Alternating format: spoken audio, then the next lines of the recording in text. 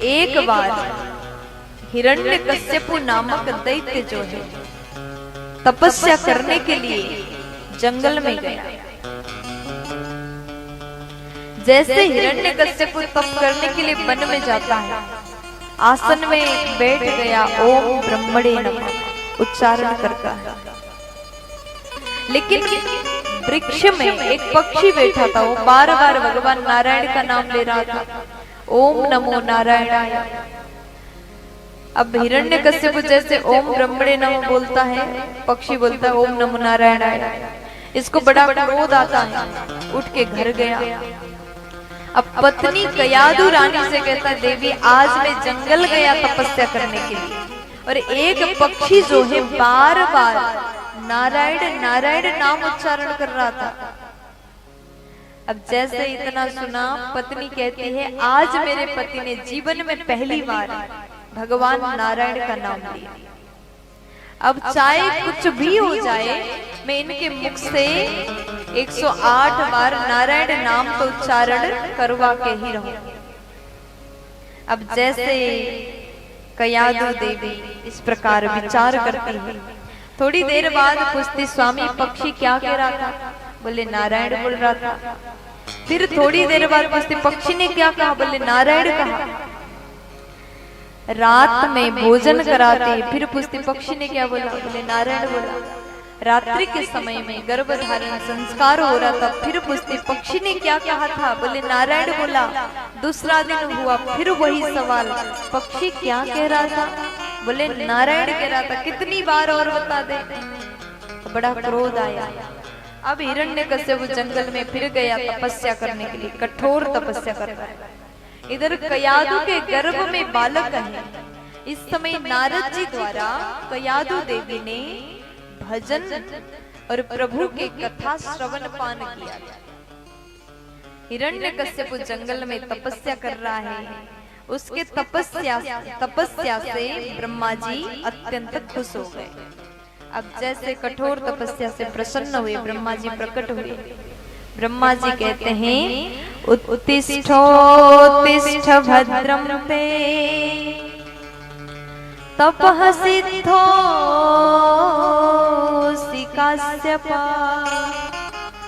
वरदो हमनो प्राप्तो ब्रीयतामिप्सितो वरः। उत्तिष्ठोत्तिष्ठ भद्रं ते, उठ जाओ, मैं तुम्हारे तपस्या से प्रसन्न हो गया। वरदान मांगो। हिरण्यकश्यप ने क्या मांगा जानते हैं? हिरण्यकश्यप कहता है कि मुझे अमर बना दो। अब ब्रह्मा जी बोले, देखो अमर तो मैं किसी को नहीं बना सकता। अगर मैं तुम्हें अमर बना दूंगा तो कल कोई दूसरा आएगा, फिर कहेगा मुझे भी अमर बना दो, फिर सृष्टि का नियम बिगड़ जाएगा, इसलिए कुछ और मांगो। हिरण्यकश्यप बोला, तो फिर मैं जितने वरदान मांगो सब आपको देना पड़ेगा। ब्रह्मा जी बोले ठीक है। तब यहाँ हिरण्यकश्यप कहने लगा, मैं बाहर ना मरूं, भीतर ना मरूं, मैं जल में ना मरूं, स्थल में ना मरूं, दिन में ना मरूं, रात में ना मरूं, 12 महीने में मेरी मृत्यु ना हो, शस्त्र अस्त्र से मैं ना मरूं, और हे ब्रह्मा जी आपके सृष्टि में से किसी भी प्राणी से मेरा मृत्यु ना हो। ब्रह्मा जी बोले तथास्तु। अब हिरण्यकश्यप को लगा, मैं तो अमर ही बन गया। अब उसके बाद हिरण्यकश्यप सबको कष्ट देता है, दुख देता है। जो कोई वहां पर यज्ञ अनुष्ठान पूजा पाठ करता है सबको तकलीफ देता है। अब उसके बाद में हिरण्यकश्यप इस प्रकार आतंक फैला रहा है। एक छोटा सा बालक का जन्म होता है उनके घर में, जिनका नाम है प्रहलाद। बोलिए प्रहलाद जी महाराज की। अब धीरे धीरे प्रहलाद जी बड़े होते हैं और गुरुकुल में लेकर के चले गए। हिरण्यकश्यप को पढ़ाई के लिए, अध्ययन के लिए गुरुकुल में छोड़ दिया गया। अब धीरे धीरे प्रहलाद जी पढ़ाई के लिए गुरुकुल में अध्ययन कर रहे हैं। गुरुजी लोग जो पढ़ाते हैं उसको प्रहलाद जी इग्नोर करते हैं, क्योंकि वो तो पहले से ही ज्ञानी हैं। जब प्रहलाद जी माँ के गर्भ में थे ना, उसी समय नारद जी ने जो सत्संग सुनाया था उसका असर प्रहलाद जी में है, पूर्ण ज्ञान उनको है।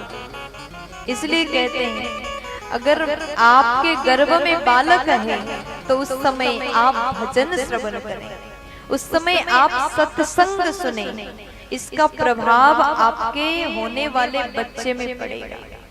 अगर गर्भ में बालक है तो माताएं फिल्मी गाना सुनती है तो आपका बच्चा भी वैसा ही होगा, वही संस्कार आपके बालक के ऊपर पड़ेगा। आज जो सत्संग कया नारद जी द्वारा श्रवण किया था उसका असर प्रहलाद जी में, बैठ करके भजन करते हैं। एक बार हिरण्यकश्यप गया अपने बेटा से मिलने के लिए। हिरण्यकश्यप ने पूछा कि क्या पढ़ाई की, तब प्रहलाद जी कहते पिताजी तत्साधु मन्ने सुरवर्य देहिना सदा समुद्वीर्न धियाम सद्ग्रहात् हित्वात्मपातं गृहमन्दकोपम् वनं गतो याधरिमा श्वेत। पिताजी ये जो संसार है ये अंधकूप है, इसलिए संसार के चक्कर में मत पड़ो। अगर आप मोक्ष पाना चाहते हैं तो नारायण का भजन करो। आज प्रहलाद जी की ये बातें हिरण्यकश्यप को अत्यंत बुरा लगा। प्रहलाद जी को जमीन में पटक दिया, गुरुओं को खूब डांटा। और एक दिन प्रहलाद जी महाराज अपने पिता के घर में गए। फिर पूछता है कि बेटा तुम क्या पढ़ाई करके आए। प्रहलाद जी कहते हैं श्रवणम कीर्तनम विष्णु स्मरणम पाद सेवनम अर्चनम बंदनम दास्यम सख्यमात्मनिवेदनम।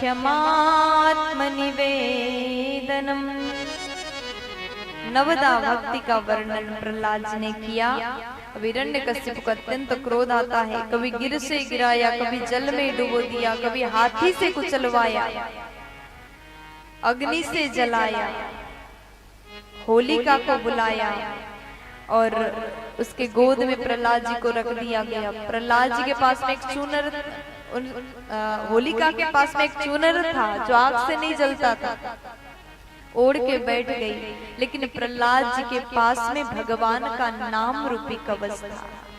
विश्वास था, नारायण नाम उच्चारण करते रहे, आग लगा दिया गया, होलिका जल के राख हुई, लेकिन प्रहलाद जी को थोड़ा सा भी असर नहीं हुआ। ये है प्रभु नाम की महिमा, भगवान नाम की महिमा, प्रभु की कृपा। अगर आपके भीतर विश्वास है तो आपका कोई कुछ भी बिगाड़ नहीं सकता। प्यार से बोलो। आज अब जैसे हिरण्यकश्यप ने डांटा, प्रहलाद जी भगवान नाम में झूमते रहते हैं। बच्चों को, जितने भी वहां विद्यार्थी थे, सबको बैठा करके भजन कराते थे। हिरण्यकश्यप जाता है, भजन रोक देता। अब उसके बाद में प्रहलाद जी महाराज को पूछता है, आज बता तेरा नारायण कहाँ रहता है। प्रहलाद जी बोले मेरे नारायण हर जगह रहते हैं। अगर आप देखना चाहो तो आपके भीतर भी है, मेरे भीतर भी है, हर जगह निवास करते हैं। तलवार उठाता है, आज मैं तुम्हारे नारायण को छोड़ूंगा नहीं। क्या वो इस खंबे में भी है? प्रहलाद जी बोले हाँ बिल्कुल है। अगर आप देखना चाहें तो पिताजी मेरे प्रभु इस खंबे में भी विराजमान है।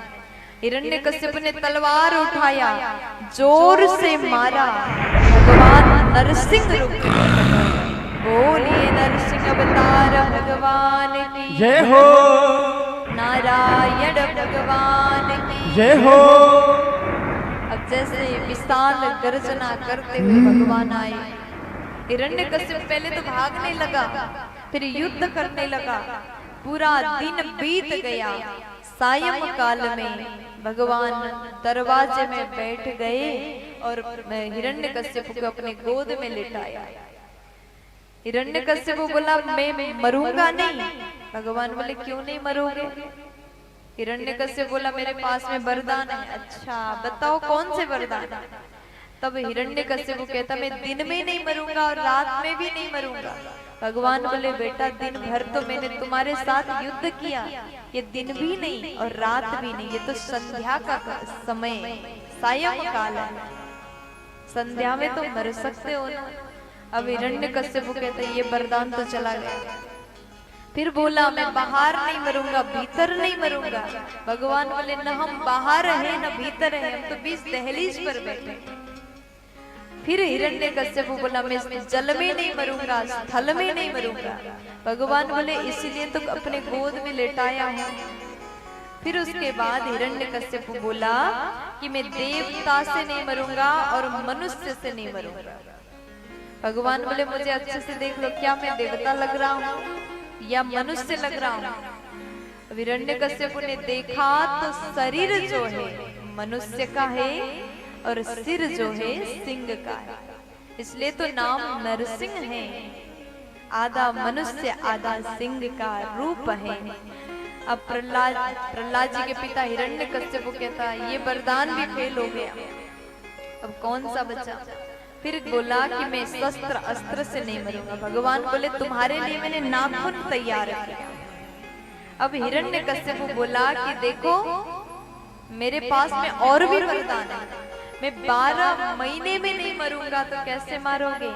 भगवान बोले मैंने तुम्हारे लिए पुरुषोत्तम महीना बनाया, ये 12 महीने से अलग होता है। प्यार से बोलो। फिर हिरण्यकश्यप बोला कि ये वरदान भी जैसे फेल हो गया। तब वो कहता है कि देखो मैं ब्रह्मा जी के सृष्टि में से किसी भी प्राणी से मैं मरूंगा नहीं। तब भगवान बोले बेटा ब्रह्मा मुझे नहीं, मैं ब्रह्मा को बनाता। अब तो पूरे के पूरे वरदान चले गए। अब हिरण्यकश्यप बिल्कुल शांत हुआ। भगवान ने अपने नाखून से हिरण्यकश्यप के पेट को, उदर को फाड़ दिया, उसका उद्धार हो जाता है। बोलिए नरसिंह अवतार भगवान की जय हो, प्रहलाद जी महाराज की जय हो। अब इस प्रकार जैसे हिरण्यकश्यप का उद्धार हुआ, प्रहलाद जी जाकर के स्तुति करते हैं। भगवान ने प्रहलाद जी के ऊपर कृपा किया। प्रहलाद जी बोले प्रभु मेरी भक्ति आपके चरण में सदैव लगा रहे। भगवान बोले तथास्तु। प्रहलाद जी बोले आपने मेरे पिताजी को मारा, उद्धार किया, वो इसी के लायक थे, लेकिन उनका आप कल्याण अवश्य कर देना। भगवान बोले बेटा जिस वंश में, जिस कुल में तुम जैसे भक्त का अवतार हुआ, जन्म हुआ, उसके तो 21 कुल तक अपने आप तर जाएंगे, चिंता करने की कोई आवश्यकता नहीं। प्यार से बोलो राधे राधे। अब प्रहलाद जी का राज्याभिषेक भगवान ने किया और भगवान अंतर ध्यान हो जाते हैं।